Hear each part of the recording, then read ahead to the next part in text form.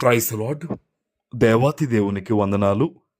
ప్రభు నామమున మీ అందరికీ నా ప్రత్యేకమైన వందనాలు, శుభాలు తెలియచేస్తున్నాను. మీ ప్రార్థన వసతులు నాకు తెలియచేయండి, నేను మీకోసం ప్రార్థిస్తాను. ఈ దినము కొరకు ఏర్పాటు చేయబడిన దేవుని వాగ్దానము యెహోషువ గ్రంథము 1వ అధ్యాయము 5వ వచనము. నీవు బ్రతుకు దినములన్నిటిను ఏ మనుష్యుడు నీ ఎదుట నిలవలేకయుండును, నేను మోషేకు తోడయుండినట్లు నీకును తోడయుందును. దేవుని నామానికి మహిమ కలుగునుగాక. ఈ ఉదయకాల సమయంలో సర్వోన్నతుడైన నీ తండ్రి గొప్ప వాగ్దానాన్ని నీకు అందిస్తూ ఉన్నారు. ఆనాడు మోషే గారు మరణించిన తర్వాత యెహోషువతో దేవుడి మాటను చెప్పి బలపరుస్తూ తోడుగా నిలబడ్డారు.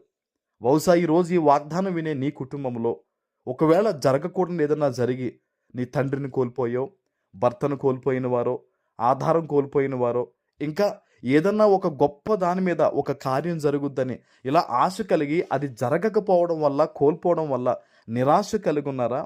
ఈరోజు నీ తండ్రి నిన్ను బలపరుస్తున్నారు. నువ్వు ఏమాత్రం భయపడొద్దు, నేను మోషేకు తోడై ఉన్నట్టుగా నీకు తోడై ఉంటానని ఆయన వాగ్దానం ఇస్తూ ఉన్నాడు. యెహోషువకి బాధే మోషే లేకపోవడం, కానీ దేవుడు అంటూ ఉన్నాడు, నేను నీకు తోడుగా ఉంటాను. ఏ మనుష్యుడు కూడా నీ ముందు నిలవలేడు. అన్ని విషయాల్లో నువ్వు విజయాన్ని చూసి నువ్వు ఘనత నొందుకుంటావని దేవుడు అద్భుతమైన మాట ఇచ్చారు. నువ్వు అనుకోవచ్చు, అయ్యో నాకు పలానా వ్యక్తి ఉన్నప్పుడు నాకు అన్నీ బాగా గడిచేవి కదా, నేను ఎంతో చక్కగా ఉన్నాను కదా, ఇప్పుడు నేను ఎలా ఉండాలి, ఎలా జరగాలి, నాకు మంచి చెడ్డలు చెప్పేవారు లేరే, ఇబ్బందులు పాలైపోయి ఉన్నానే, సమస్యల్లో ఉన్నానే, ఏంటి నాకు ఆధారం అని చెప్పి ఒకవేళ నువ్వు ఆలోచిస్తున్నా కూడా ఈరోజు ప్రభు చెప్తూ ఉన్నాడు, నువ్వు ఏమాత్రం కూడా భయపడొద్దు, నువ్వేమాత్రం కూడా జడియొద్దు. సర్వ సృష్టికర్త అయిన దేవుని పాదాలు మనం పట్టుకుంటే గనక మన జీవితంలో సుఖమైన దినాలు ఎలా గడవాలో, అనేక మంది ఎదుట ఎలా మనం ధైర్యంగా జీవించాలో, ఉన్నతమైన స్థానానికి ఏ ఆధారం లేకపోయినా, ఏ సపోర్టు లేకపోయినా ఒక గొప్ప స్థాయికి ఎలా వెళ్ళాలో సమస్తము కూడా దేవుడే చూచుకుంటారన్నమాట. ఆనాడు దేవుడు చెప్తున్న మాట ఎంత గొప్ప మాటో ఈరోజు అదే నీ జీవితంలో దేవుడు వాగ్దానం ఇస్తూ ఉన్నాడు. చాలామంది ఈ రోజుల్లో దిగులు పడిపోతున్నారు. అయ్యో పలానా వ్యక్తిని నేను కోల్పోయాను, పలానా ఉద్యోగాన్ని కోల్పోయాను, పలానా పరిస్థితి నుంచి నేను త్రోసివేయబడ్డాను, అది జరుగుద్దనుకున్నాను జరగలేదు, ఇలా జరిగింది ఏంటని చెప్పి కొంతమంది బిడ్డలు బాధల్లో ఉన్నారు. ఈరోజు దేవుడు బలపరుస్తూ ఉన్నాడు, నువ్వు ఏమాత్రం కూడా భయపడొద్దు, ఆయన నీకు తోడుగా ఉంటాడంట. ఆయన చూడండి, నేను మోషేకు తోడై ఉండినట్లు నీకు కూడా తోడై ఉంటాను. మోషేకి దేవుడు ఎంత గొప్పగా తోడై ఉన్నాడండి.